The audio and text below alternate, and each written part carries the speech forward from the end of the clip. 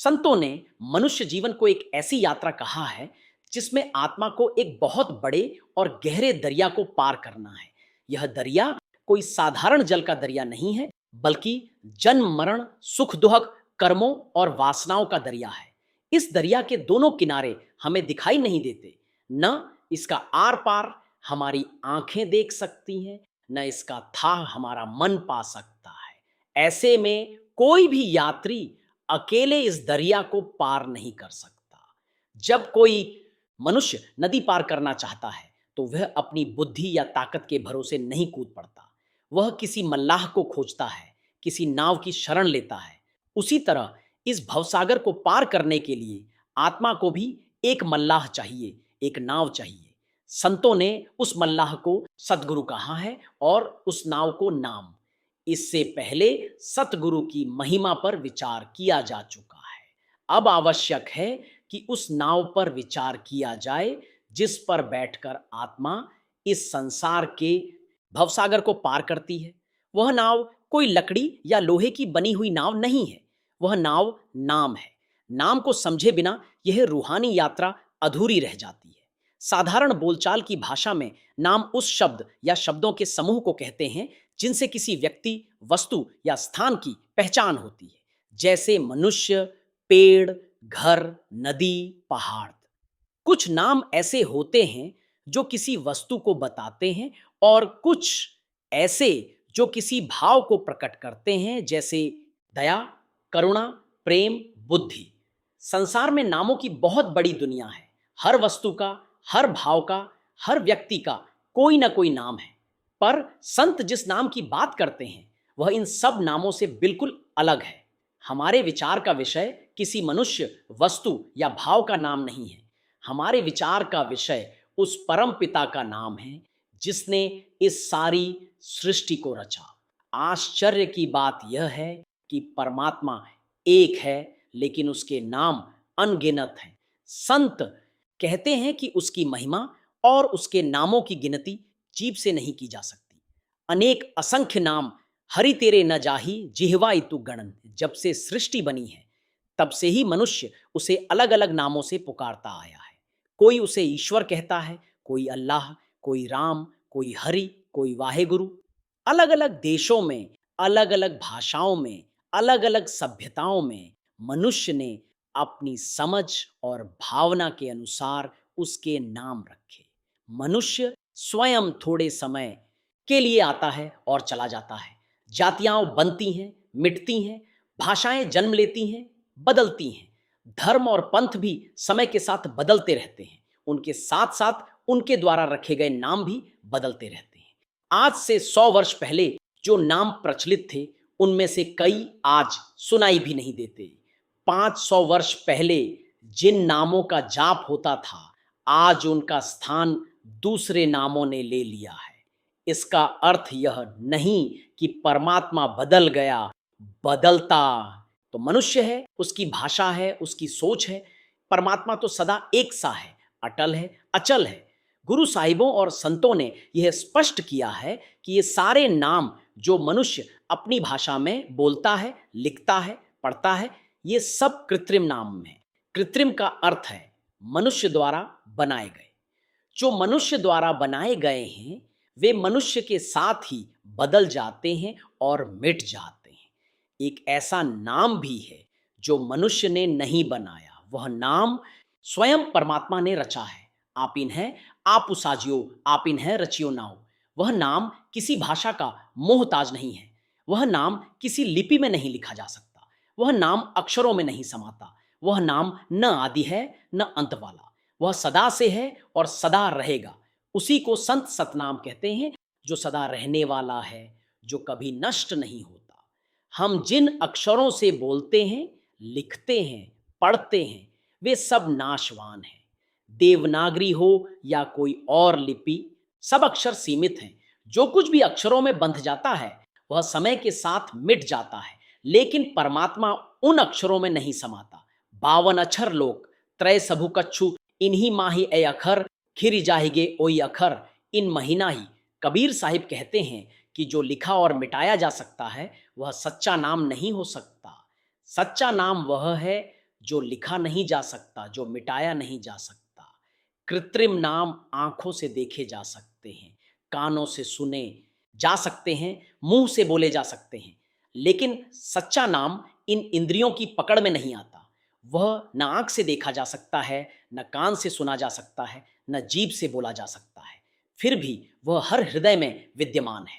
गुप्ता नामू वर्तय विचि कलजुगी घटी घटी हरि भरपूरी रहिया। वह नाम हर एक के भीतर है, लेकिन प्रकट नहीं होता, वह छिपा हुआ है। उसका भेद केवल पूर्ण सतगुरु ही खोल सकता है। बिना सतगुरु के न कोई उस नाम को जान सकता है, न पा सकता है। पूरे गुण ते नामोपलय पाई परमात्मा की यही व्यवस्था है कि नाम की दांत केवल सतगुरु के द्वारा ही मिले। बिनु सतगुरु को नाव न पाए प्रभु ऐसी बनत बनाई। हे, अब प्रश्न उठता है कि यह नाम आखिर है क्या? संत बताते हैं कि यह नाम कोई शब्दों का समूह नहीं है। यह नाम एक धुन है, एक नाद है, एक आंतरिक आवाज है। इसे धुनात्मक नाम कहा जाता है। ये बाहर के कानों से नहीं सुना जाता, इसे आत्मा अपने भीतर सुनती है। हृदय नामु सदा धुनी निश्चल खटाई न कीमती पाई। ये धुन केवल सुनाई ही नहीं देती, बल्कि प्रकाश के रूप में दिखाई भी देती है। निर्मल ज्योति अमृतु हरिनाम, यह कोई साधारण प्रकाश नहीं है, यह अमृत स्वरूप प्रकाश है। ये परमात्मा स्वयं पैदा करता है और इसी के सहारे सारी सृष्टि को चलाता है। जेता कीता तेता नाव नाम के सहारे ही सारे जीव, सारे खंड ब्रह्मांड टिके हुए हैं। नाम के धारे सगले जंत नाम के धारे खंड ब्रह्मांड, यही नाम अकाल है, अविनाशी है। यही परमात्मा का असली स्वरूप है। साचा साहिब साच नाई, यह नाम स्वयं परमात्मा है। यह हर जगह है, हर समय है। राम नामु रमु रवि रहे, रमु रामो रामु रमीति। परमात्मा निर्मल है, पवित्र है। उससे मिलने के लिए जीव को भी निर्मल होना पड़ता है, लेकिन यह निर्मलता बाहर से नहीं आती, यह शरीर धोने से नहीं आती, यह मन की शुद्धि से आती है। सूचे से ही नानका जिन मणि वसिया सोई मन पर, जन्मों जन्मों की मैल जमी हुई है। नाम के बिना वह मैल नहीं उतरती। नाम ही वह शक्ति है जो मन को धो देती है। प्रभ कै सिमरणी मन की मलुजाए, जैसे सूर्य के सामने धुंध टिक नहीं सकती, वैसे ही नाम के सामने मन की गंदगी टिक नहीं पाती। भरियई मति पापा कै सगी ओहु घोपे नावे। कै रज्ञ नाम के अभ्यास से मन निर्मल होता है और मन आत्मा का सहायक बन जाता है। बिना नाम के न कोई साधना पूर्ण होती है, न कोई शुद्धि। जतु सतु संजमु नामु है, विणु नावय निर्मलु न होई। बहुत से लोग नाम के अभ्यास को स्वार्थ समझते हैं। वे कहते हैं कि संसार की सेवा ही सबसे बड़ा धर्म है, लेकिन वे यह नहीं समझते कि नाम का अभ्यास सबसे बड़ा परोपकार है, क्योंकि नाम के अभ्यास से केवल स्वयं का ही नहीं, अनेक जीवों का उद्धार होता है। जिनी नामु धियाइया गए मस्कति घाली, नानक ते मुख उजले केती छूटी नाली। नाम एक ऐसी औषधि है जो हर रोग को दूर कर देती है। शरीर के रोग, मन के रोग, आत्मा के रोग, सबका उपचार नाम है। सरब रोग का औषधु नामू, लेकिन यह औषधि बाजार में नहीं मिलती, यह केवल सदगुरु की कृपा से मिलती है। नामु औषधु सोई जनु पावय करी कृपा, जिसु आपित दिवावय। मृत्यु के बाद कोई साथ नहीं जाता, न माता पिता, न भाई बहन, न पत्नी पुत्र। उस अंधकारमय यात्रा में केवल नाम ही साथ देता है। जिह मार्ग के गणे जाही न कोसा, हरि का नामु ऊहा सगी। तो सा यही नाम उस अंधेरे में प्रकाश बन जाता है, उस तपिश में छाया बन जाता है। जह मुस्कुल होवे अति भारी, हरि को नामुखिन माहे उधारी। इसीलिए संत कहते हैं कि मनुष्य को अपने मन से चुना हुआ नाम नहीं जपना चाहिए। नाम वही फल देता है जो सतगुरु से प्राप्त हो। सुख सागरु हरिनामु है, गुरमुखी पाया जाई अक्षरी नाम। सुमिरन का पहला कदम है, असली मंजिल शब्द है। नाम के सुमिरन से शब्द प्रकट होता है। प्रभ कै सिमरणी, अनहद झुनकार, नाम लेते लेते अनहद शब्द सुनाई देने लगता है। नामुलैत अनहद, पूरे नाद नाम के अभ्यास का समय हर समय शुभ है, लेकिन प्रातः काल विशेष रूप से उपयुक्त है। अमृत वेला सचू नाव वड़ियाई विचारू, नाम ही वह धन है जो कभी समाप्त नहीं होता। हरिधनु अमृत वेलय, वतई मनुष्य का दुख यही है कि वह संसार के रसों में उलझा रहता है और नाम के लिए जगह नहीं बनाता। इते रस शरीर के कै घटी नामू, निवासु नाम के बिना जीवन व्यर्थ चला जाता है। विसरिया जिन्ह नाम ते भुई भारू थिए। इसीलिए संत कहते हैं नाम ही एकमात्र मांगने योग्य दात है। दे ही नामू संतोखिया, उतराई मन की भूख। मनुष्य जब नाम के महत्व को सुनता है, समझता है, तब उसके मन में एक स्वाभाविक प्रश्न उठता है कि यह नाम आखिर भीतर काम कैसे करता है। बाहर तो हम केवल अक्षर दोहराते हैं, होंठ हिलते हैं, मन कभी लगता है, कभी भटकता है, पर संत कहते हैं कि नाम का असली प्रभाव बाहर नहीं, भीतर पड़ता है। नाम बाहर से भीतर की ओर ले जाने का साधन है। यह साधन वही है जिससे आत्मा अपने असली घर की ओर लौटना शुरू करती है। संसार का हर काम बाहर मुखी है।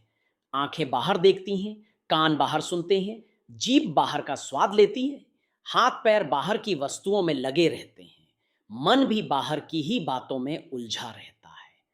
जन्म जन्म से उसकी आदत यही बन चुकी है। इसीलिए जब सतगुरु नाम का उपदेश देते हैं तो वे आत्मा को भीतर की ओर मोड़ने का मार्ग दिखाते हैं।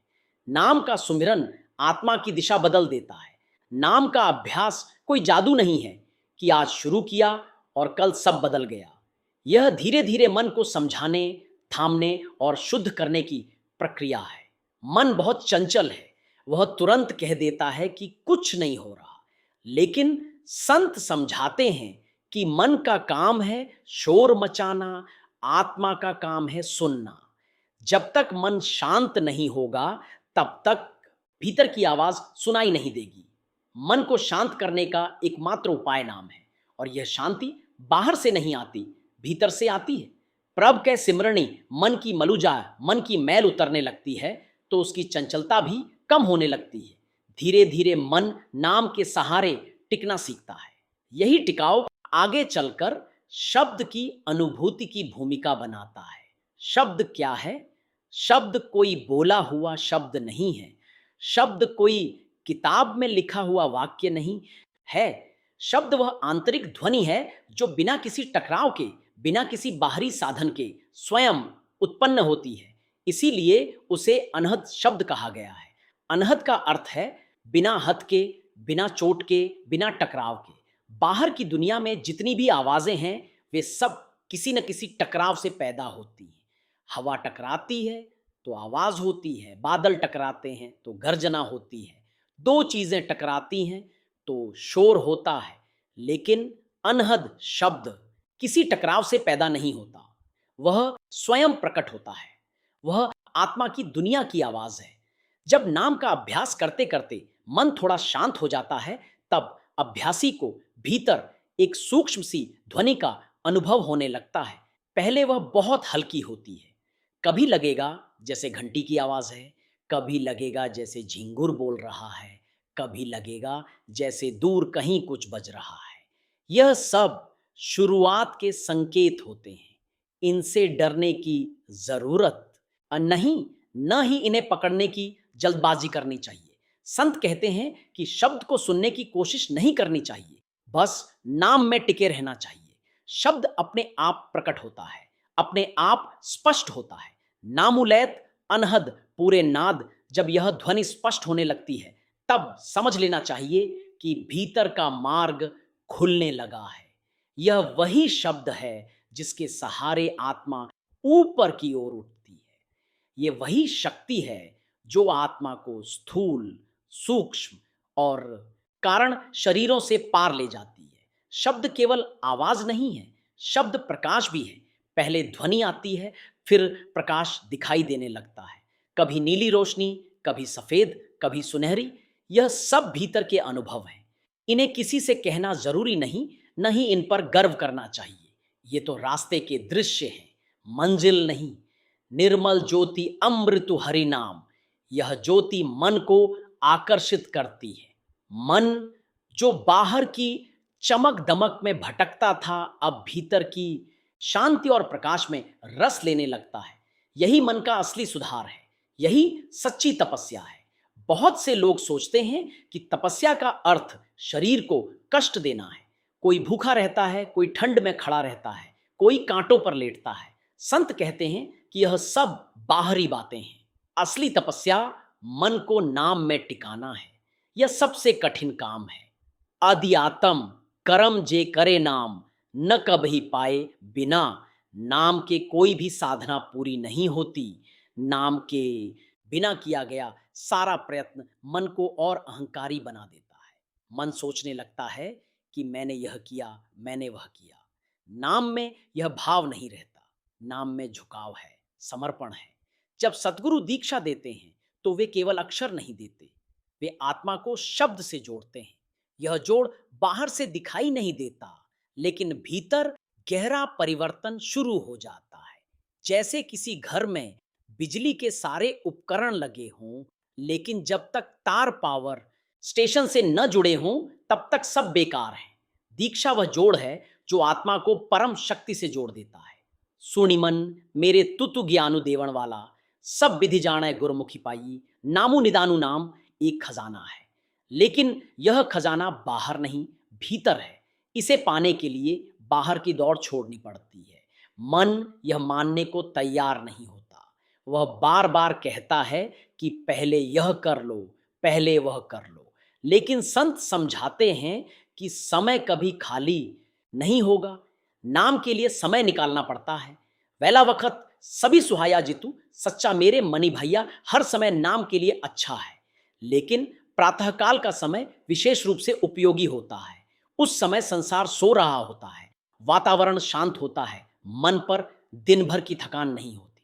उस समय किया गया अभ्यास जल्दी असर दिखाता है। अमृत वेला सच्चू नाव वडियाई विचारू नाम का अभ्यास धीरे धीरे भीतर की सफाई करता है। जैसे बरसों से जमी धूल एक दिन में नहीं उतरती, वैसे ही जन्मों की मैल भी एक दिन में नहीं उतरती। धैर्य जरूरी है, विश्वास जरूरी है, और सबसे जरूरी है नियमितता। मन बार बार कहेगा कि आज थकान है, आज समय नहीं है, आज मन नहीं लग रहा। लेकिन नाम मन की इच्छा से नहीं चलता। नाम आत्मा की जरूरत है। जैसे सांस लेना जरूरी है, वैसे ही नाम का अभ्यास जरूरी है। हरी सांसी गिरासी न बिसरे कबहूं, जो हर सांस के साथ नाम को याद करता है वही असली कमाई करता है। ये कमाई बैंक में नहीं जमा होती, ये आत्मा के खाते में जमा होती है।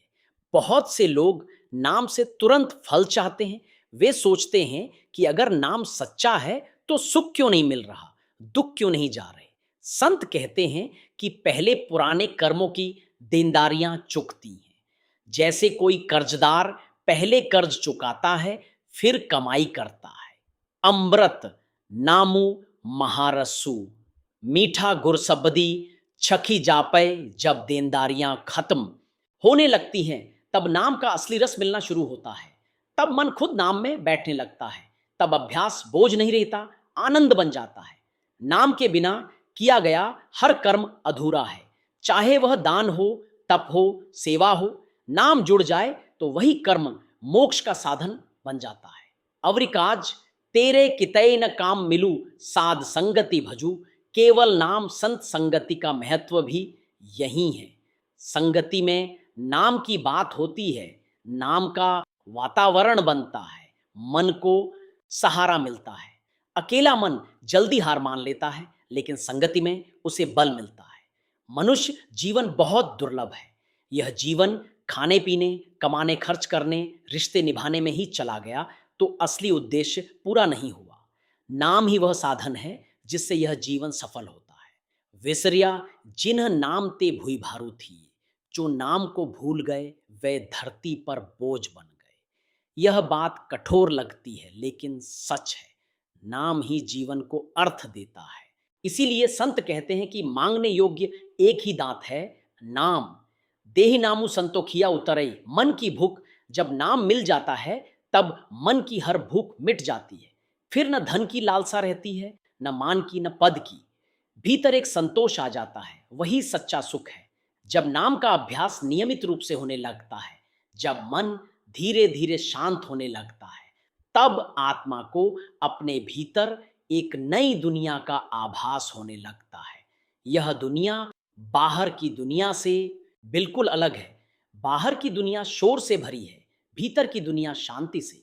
बाहर की दुनिया अस्थाई है, भीतर की दुनिया स्थायी।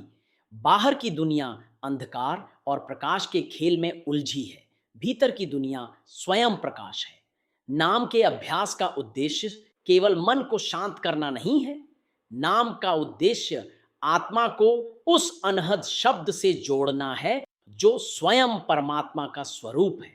यही शब्द आत्मा का सच्चा सहारा है, यही उसका मार्गदर्शक है, यही उसका रक्षक है। अनहद शब्द का अर्थ है वह ध्वनि जो बिना किसी आघात के उत्पन्न होती है। यह शब्द किसी वाद्य से नहीं बजता, किसी श्वास से नहीं निकलता, किसी मुंह से नहीं बोला जाता। यह शब्द स्वयं उत्पन्न होता है, स्वयं बजता है, स्वयं सुनाई देता है। इसे न कोई बना सकता है, न कोई रोक सकता है। जब आत्मा नाम के सहारे भीतर की ओर मुड़ती है, तब सबसे पहले मन का प्रतिरोध सामने आता है। मन डरता है, उसे लगता है कि उसका अधिकार छिन रहा है, इसीलिए वह तरह तरह के विचार लाता है, पुरानी यादें लाता है, भविष्य की चिंताएं लाता है।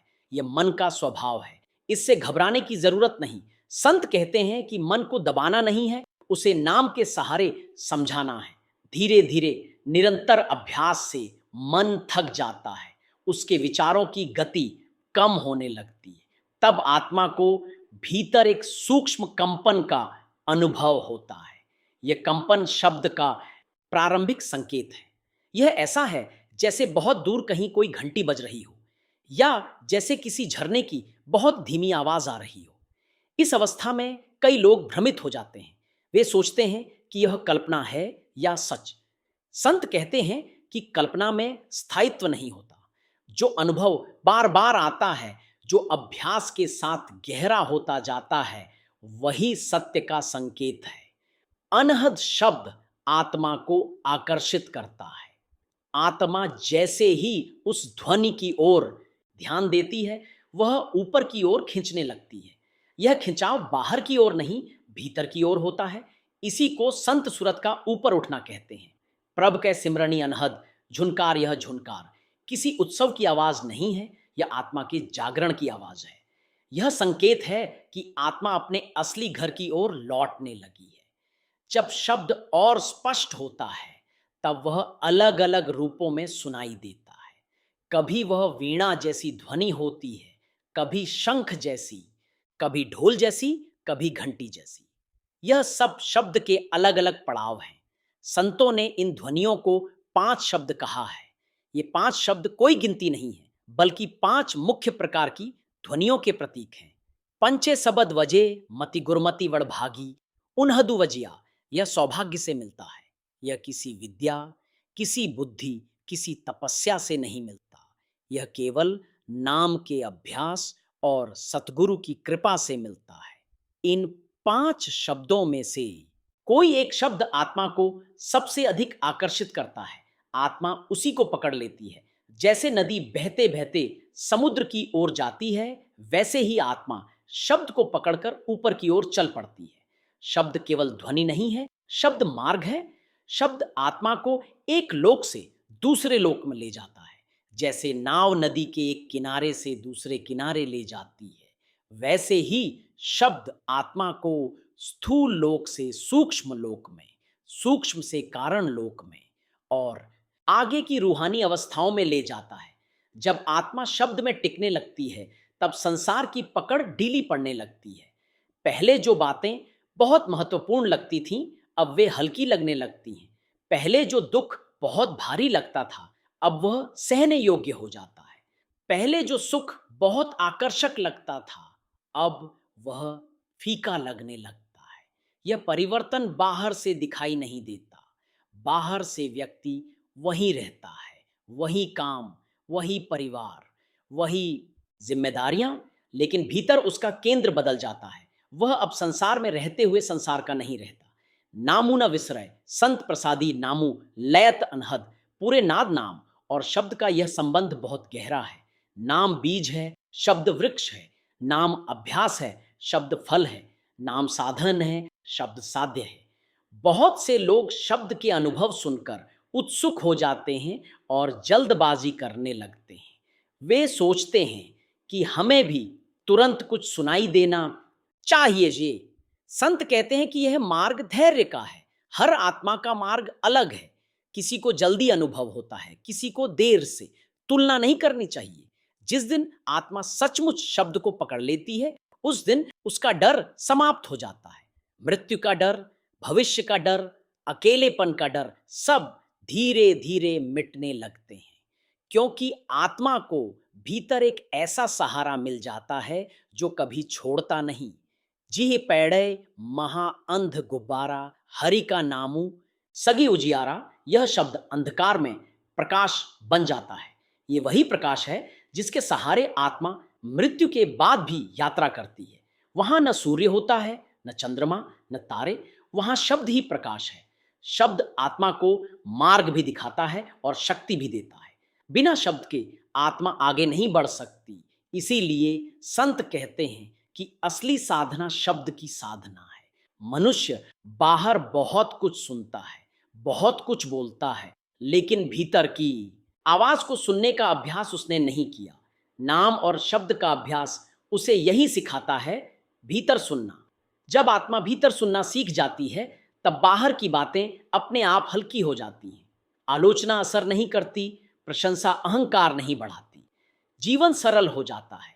यह अवस्था किसी विशेष वेश, किसी विशेष स्थान, किसी विशेष पहचान की मोहताज नहीं है।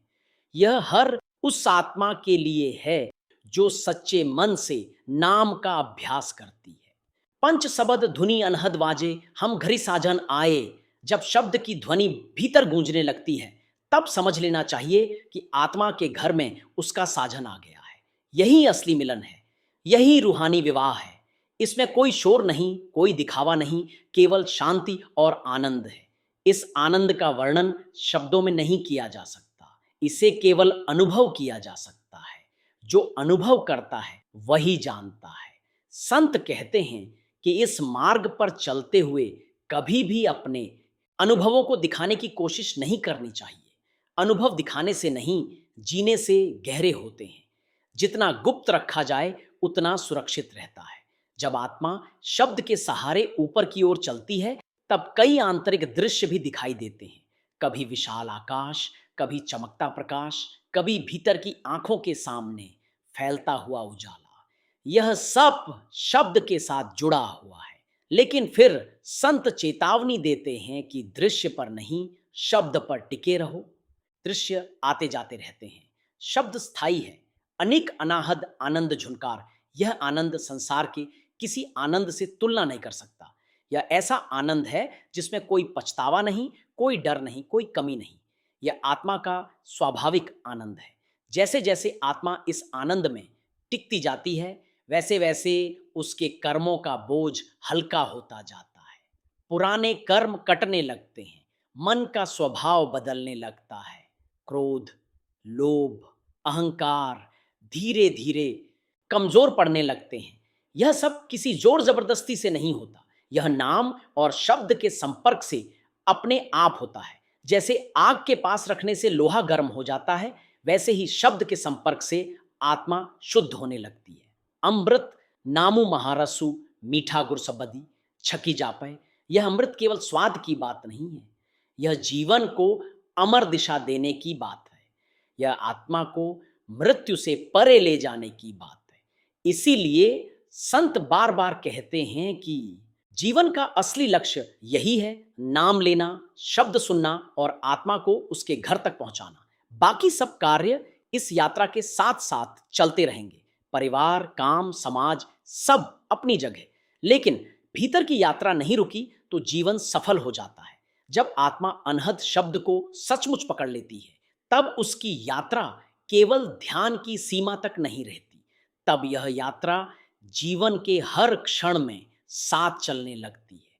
उठते बैठते, चलते फिरते, काम करते हुए भी भीतर कहीं ना कहीं वह ध्वनि गूंजती रहती है। ये वही अवस्था है जहां शब्द केवल ध्यान का अनुभव नहीं रहता, बल्कि जीवन का आधार बन जाता है। संत कहते हैं कि शब्द एक नहीं है, उसके कई रूप हैं।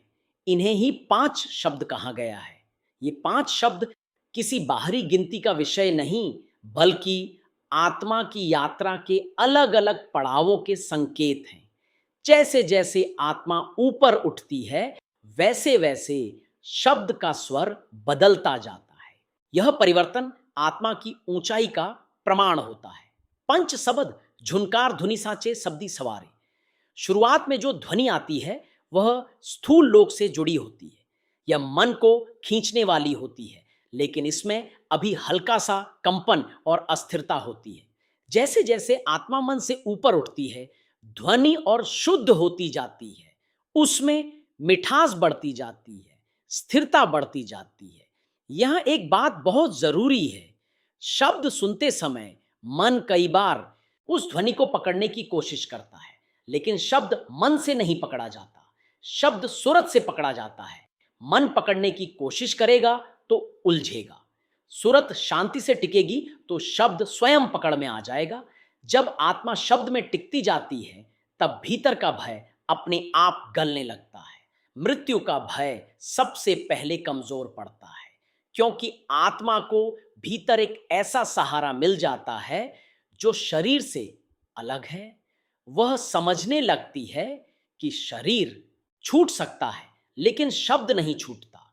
यही कारण है कि संत मृत्यु को अंत नहीं, यात्रा का एक मोड़ कहते हैं। जिस आत्मा ने जीवन में शब्द को पकड़ लिया, उसके लिए मृत्यु केवल वस्त्र बदलने जैसी होती है। शरीर का वस्त्र उतर जाता है, आत्मा शब्द के सहारे आगे बढ़ जाती है। नामू संगे चाले पी लो की गुरकाय एस बिदुशाही। मृत्यु के समय बाहर के रिश्ते साथ नहीं जाते, धन पद सम्मान सब यहीं रह जाते हैं। उस समय केवल वही साथ जाता है जो भीतर जमा किया गया है। नाम की कमाई और शब्द का सहारा।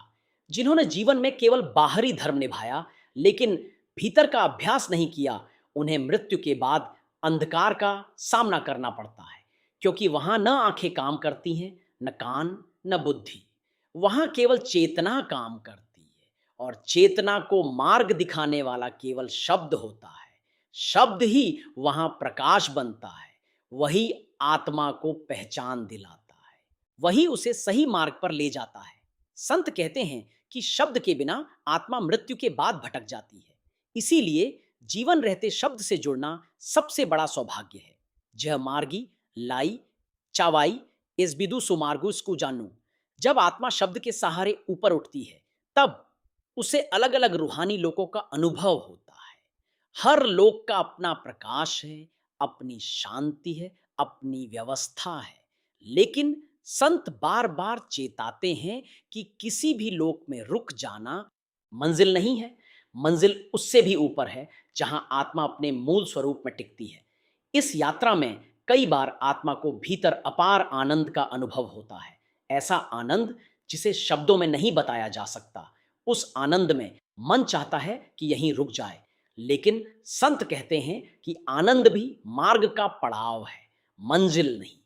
मंजिल वह अवस्था है जहां आनंद और शांति दोनों आत्मा का स्वभाव बन जाते हैं। अनंदु अंदु एस बीबू कुखाई अनिंदु गुरुति जानू। यह आनंद गुरु की देन है, अभ्यास का फल है और शब्द का प्रभाव है। इसमें किसी प्रकार का अहंकार नहीं होता, बल्कि अहंकार इसमें गल जाता है। आत्मा जितनी ऊपर उठती है, उतनी सरल होती जाती है। संतों ने बार बार समझाया है कि इस मार्ग पर चलते हुए कभी यह नहीं सोचना चाहिए कि मैं बहुत आगे बढ़ गया हूं। ऐसा विचार आते ही गिरावट शुरू हो जाती है। सच्ची प्रगति में विनम्रता बढ़ती है, सरलता बढ़ती है, सेवा का भाव बढ़ता है। जब आत्मा सचमुच शब्द में टिक जाती है, तब उसका व्यवहार अपने आप बदल जाता है। वह किसी को नीचा नहीं दिखाती, किसी से झगड़ा नहीं करती, किसी को चोट नहीं पहुंचाती, क्योंकि भीतर का रस इतना मीठा हो जाता है कि बाहर की कड़वाहट फीकी पड़ जाती है। मनु मिथ्या मैला एन हुवई गुरसबा डिमनु मान को हुआ। ये परिवर्तन कोई दिखावा नहीं होता, यह भीतर से आता है। लोग बाहर से पूछते हैं कि जीवन में क्या बदल गया, लेकिन बताने के लिए कुछ विशेष होता नहीं। बस इतना होता है कि दुख अब उतना दुख नहीं लगता और सुख अब बांधता नहीं। अब आत्मा संसार में रहते हुए भी संसार से ऊपर रहने लगती है। वह जिम्मेदारियां निभाती है लेकिन उनमें उलझती नहीं। वह प्रेम करती है लेकिन आसक्ति में नहीं फंसती। यही संतों का संतुलन है। इस अवस्था में जब कभी कठिन समय आता है तब आत्मा भीतर शब्द का सहारा लेती है। वह जानती है कि यह समय भी बीत जाएगा, क्योंकि भीतर जो स्थायी है वह शब्द है। संत कहते हैं कि यही अभ्यास जीवन की सबसे बड़ी तैयारी है। यह केवल ध्यान का विषय नहीं, यह जीवन और मृत्यु दोनों की तैयारी है। जो जीवन में शब्द से जुड़ गया वह मृत्यु में भी सुरक्षित रहता है। नामो आधारु मेरा जीवन प्राण, नानक दास दसो यहू ज्ञान। इसीलिए हर संत यही समझाता है कि समय बहुत कीमती है। जो समय नाम और शब्द में लगाया गया वही समय सच में बचा हुआ है। बाकी सब समय बहता हुआ पानी है। जीवन कब समाप्त हो जाए कोई नहीं जानता, लेकिन अगर जीवन समाप्त होने से पहले शब्द से पहचान बन जाए तो फिर डरने को कुछ नहीं रहता। एक बार किसी ने संत से पूछा कि अगर अभ्यास ठीक से न हो पाए तो क्या होगा। संत ने बहुत सरल उत्तर दिया। उन्होंने कहा कि जो भी अभ्यास सच्चे मन से किया गया है वह कभी व्यर्थ नहीं जाता। वह आत्मा के खाते में जमा रहता है। समय आने पर वही कमाई काम आती है। इसीलिए कभी निराश नहीं होना चाहिए। कभी यह नहीं सोचना चाहिए कि आज अनुभव नहीं हुआ तो सब बेकार है। हर दिन का अभ्यास आत्मा को थोड़ा थोड़ा मजबूत करता है। जैसे बूंद बूंद से घड़ा भरता है, वैसे ही रोज का नाम और शब्द आत्मा को तैयार करता है।